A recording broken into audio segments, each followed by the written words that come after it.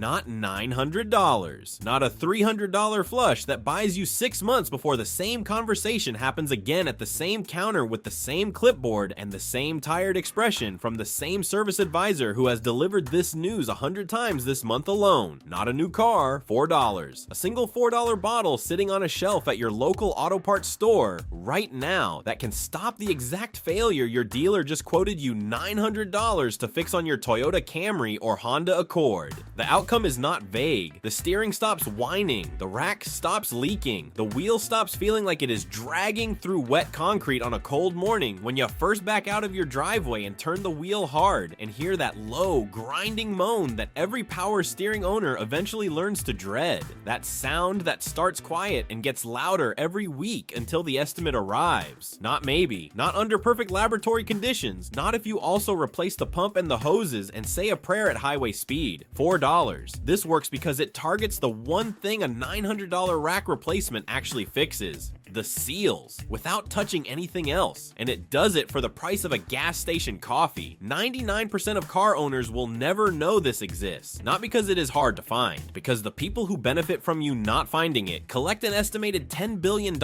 annually in power steering repair and replacement revenue across North America alone, and they are not interested in losing a single invoice over a $4 bottle. The industry built a $900 problem out of a $4 solution on purpose to understand why no dealer will ever hand you this bottle, why it never appears on any official spec sheet printed in bulk and handed to technicians, why no service advisor has ever slid it across the counter with a smile. You have to go back to post-war Japan, the late 1950s, and a problem no one in the Western automotive world was supposed to solve cheaply. In the late 1950s, as Japan rebuilt its industrial economy with deliberate and urgent speed, domestic fleet operators running taxis, government vehicles, and commercial delivery vans across the crowded streets of Tokyo and Osaka faced a hydraulic problem that threatened to become catastrophically expensive at exactly the wrong moment in their national recovery. Hydraulic power steering systems were new to mass-market vehicles. The seals that kept pressure locked inside the rack assembly, small rings of nitrile rubber, dense and pliable when new, designed to press firmly against machined metal surfaces under hundreds of pounds of hydraulic pressure, began failing at rates that alarmed fleet managers trying to hold operating costs below the razor-thin margins that post-war commercial survival demanded. The seals were shrinking. Heat cycles, oxidizing fluid, and the relentless pressure of urban stop-and-start driving were compressing them, hardening them, causing them to pull back from the metal surfaces they were designed to seal against, and fluid was bleeding through the gaps they left behind. Pressure dropped, steering effort climbed, the rack was declared failed. In the Western model, the answer to this failure was already written into the service manual and into the profit structure of every dealership that sold Western cars. Replace the rack. But in the budget-constrained environment of Japanese post-war fleet management, engineers and maintenance supervisors began experimenting with what could be added directly to the hydraulic fluid itself to reverse seal degradation before it became catastrophic. What they found changed everything, and the industry spent the next 60 years making sure you would never hear about it. What those engineers found was that certain ester-based chemical compounds, when introduced directly into the power steering reservoir alongside the existing hydraulic fluid, could penetrate hardened and shrunken nitrile rubber and cause it to re-swell, to reconform, to return to something close to its original manufactured dimension, without any disassembly, without removing the rack, without touching a single bolt. The seals did not need to be replaced. They needed to be chemically restored. Fleet maintenance logs kept by operators running 30, 40, 50 vehicles simultaneously showed that racks treated with the conditioner compound outlasted untreated racks by margins that should have ended the rack replacement industry before it fully formed in the Western market. The knowledge was not published in English language engineering journals. It was not translated into American service manuals when those manuals were written. It stayed embedded in the garage culture of Japanese fleet operators and municipal vehicle departments, passed from senior mechanic to apprentice, used quietly and consistently for decades while the vehicles those mechanics maintained accumulated mileage totals that confused and embarrassed every American technician who eventually encountered them. Japanese taxi fleets were reaching 400,000 kilometers on original original steering racks, unmodified, unrebuilt, still holding pressure and responding to input the way they did when they left the factory. Nobody in Detroit asked why. That was the first twist, and it was hiding in plain sight the entire time. The solution that the Western repair industry built a billion-dollar labor category around eliminating was already solved. Solved cheaply, solved with a compound that cost almost nothing and added almost nothing to a routine service interval. The industry looked at those numbers and built the expensive alternative anyway, because the expensive alternative paid. When Toyota and Honda began entering the American market in force through the 1970s and into the 1980s, the cars arrived carrying a maintenance philosophy that American dealerships were entirely unprepared and financially unwilling to honor. A generation of import mechanics, some trained in Japan, some simply curious enough to pursue the technical culture behind these unusually durable machines, encountered references to hydraulic fluid additives and seal conditioning practices buried in Japanese language technical materials that never made it into the English language service curriculum distributed to American technicians. Trade publications covering import vehicles occasionally surfaced references to extended rack service life tied to proactive fluid maintenance, but the information existed at the edges, never standardized, never incorporated into the training programs that American dealerships used to certify their service staff. Import mechanics who understood what they were looking at kept the knowledge inside their own shops, applied it to their own customers' cars, watched those cars outlast every published projection, and said nothing publicly because the industry had no infrastructure for cheap solutions, no incentive to promote them, and no mechanism to reward the mechanic who recommended a $4 bottle instead of a $900 repair order. The knowledge crossed the Pacific. The industry made sure it never crossed the service counter. Here is what the industry built instead. By the early 1990s, the aftermarket steering component segment had become one of the most consistent and defensible revenue categories in the North American repair market. Rack and pinion replacements, power steering pump rebuilds, fluid flushes performed on intervals short enough to generate repeat business. Each item a line on a service estimate, each carrying a labor charge that dwarfed the cost of the part itself, each dependent entirely on a customer population that had no idea the underlying failure was preventable for pocket change. The service advisor who handed you the $900 estimate was not diagnosing a complex mechanical emergency. They were not your advocate, they were executing a revenue process refined over 30 years of industry optimization, a process with a flush at entry, a replacement at exit, and a customer kept perfectly ignorant of everything in between. Every whining steering rack that rolled into a service lane was a $900 invoice waiting to be written. The flush came first, $150, sometimes $200. It sounded preventive, it sounded responsible. It removed old fluid and introduced fresh fluid and sent you home feeling like you had done something intelligent for your car. But the whine came back. It always came back because the flush did not address the seals, and the seals were the problem. When the whine returned, the conversation moved to the rack, and the rack conversation cost $900. The flush was never meant to fix the problem. It was designed to stage the more expensive repair that followed it. The chemistry behind why the $4 solution works is not complicated, and every engineer in the industry has always understood it perfectly. Power steering seals are manufactured primarily from nitrile rubber and its more heat-tolerant variant, hydrogenated nitrile butadiene rubber, designated in technical specifications as HNBR. These compounds perform exceptionally under pressure and temperature cycling when they are new, and when the hydraulic fluid surrounding them contains the full protective additive package it left the factory with. But hydraulic fluid oxidizes. It degrades across heat cycles and mileage. The dispersant and anti-wear additives that protect rubber seals deplete over time. As the fluid deteriorates, it stops nourishing the rubber and begins attacking it at a molecular level, stripping plasticizers from the nitrile matrix, causing the seals to lose volume and dimensional stability. Documented studies in hydraulic system engineering have shown that nitrile seals exposed to severely degraded fluid can contract enough that the pressure differential across the seal drops below the threshold required to maintain full power steering assist. That threshold is not enormous. A seal that has lost only a small percentage of its original manufactured volume can allow enough fluid bypass to drop system pressure below functional levels and produce the distinctive whine that brings a car into a service bay with a driver who has no idea what they are about to be charged. The ester compounds in the conditioner additive work by penetrating the nitrile matrix and restoring lost plasticizer volume. The chemistry is reversible within limits. Mechanics who systematically tested conditioner products on high mileage Japanese vehicles reported that in cases where seals had not yet cracked through or permanently deformed. Steering function was restored within days of a single treatment, sometimes within one extended drive. The chemistry was never the secret. The price was the secret they buried. Fleet records reinforced this at scale. Commercial operators maintaining large numbers of Japanese vehicles under consistent additive protocols documented rack service lives that exceeded factory replacement recommendations by margins that the industry never publicized and the trade press never amplified. One case documented across high-mileage Japanese vehicle communities involved a managed fleet of 34 vehicles maintained with seal conditioner additions at every fluid service interval. The oldest rack in that fleet surpassed 680,000 kilometers of service without replacement, without rebuild, without a single steering-related service event beyond routine fluid changes. 34 vehicles, all maintained on the same protocol, the same $4 conditioner at the same service intervals. One variable separating every one of those racks from the parts bin at a dealership that never knew they existed. The second twist arrives here, and it is the one the dealership most hopes you never connect. The complete power steering flush. The service sold as responsible preventive maintenance. Priced between $150 and $200, recommended by service advisors with calm authority, does not recondition seals. It removes old fluid, but in removing that fluid, it strips away whatever residual ester conditioning agents were still present in the system, leaving the rubber seals more exposed to accelerated oxidation than they were before the flush was performed. Some fluid chemistry technical specifications note that the compounds used in aggressive flush procedures remove the thin protective film that naturally deposits on rubber seal surfaces during normal operation. The flush does not slow the failure cycle, it shortens it. They did not just ignore the cure, they sold you the accelerant. Now here is the third thing. This is where the entire industry narrative collapses completely. The product containing this seal conditioning compound is not locked behind a specialty catalog. It is not sourced through a Japanese import parts network requiring a professional trade account. It is sitting on an open retail shelf at AutoZone, O'Reilly Auto Parts, and Advance Auto Parts right now, between the fuel injector cleaner and the radiator sealant, priced between $4 and $8 for an 8 to 12 ounce bottle that most drivers have walked past 100 times without knowing what it was for.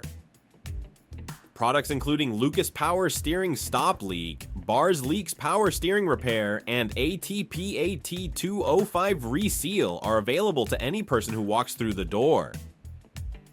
Each bottle treats a complete power steering system. Application takes 4 minutes. You remove the reservoir cap and inspect fluid level and color first. Healthy power steering fluid is translucent pink or clear amber, smooth and slick between your fingers with a faint, clean petroleum scent. Degraded fluid is dark brown or nearly black, with the sharp, acrid smell of burnt oil, tacky and slightly gritty on the pad of your finger, sometimes visibly foamy from air entrainment caused by pressure loss past compromised seals. You add 2 to 4 ounces of conditioner directly to the reservoir, replace the cap, start the engine, and drive for 15 to 20 minutes to allow full circulation through the rack and the pump. Results appear within 1 to 3 days in systems where the seals retain enough structural integrity to respond to the treatment. Critically, you do not wait for the whine to begin before acting. You add this at every fluid service interval preventively before the seals cross the threshold of irreversible degradation. That is the habit that kept those Japanese taxi fleets running far beyond every expectation. That is the knowledge that was engineered into post-war Japanese fleet culture and then carefully excluded from every service manual printed for Western technicians for 60 years. The cost across 200,000 miles of ownership is $40 to $80 total in conditioner treatments. One annual application against $900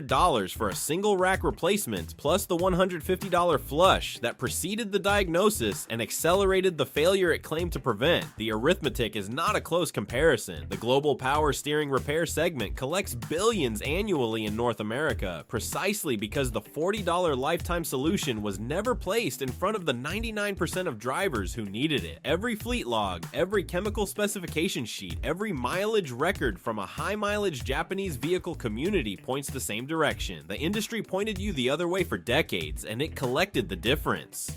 You now hold exactly what a generation of Japanese fleet mechanics carried in their maintenance culture for 30 years, while the Western repair industry collected $900 fees on the same problem they had already solved with chemistry that costs $4 and takes 4 minutes. The rack that whines is not announcing its death, it is announcing its thirst. $4. That is the price of never hearing that sound again. That is the price of everything they spent decades making sure you would never know.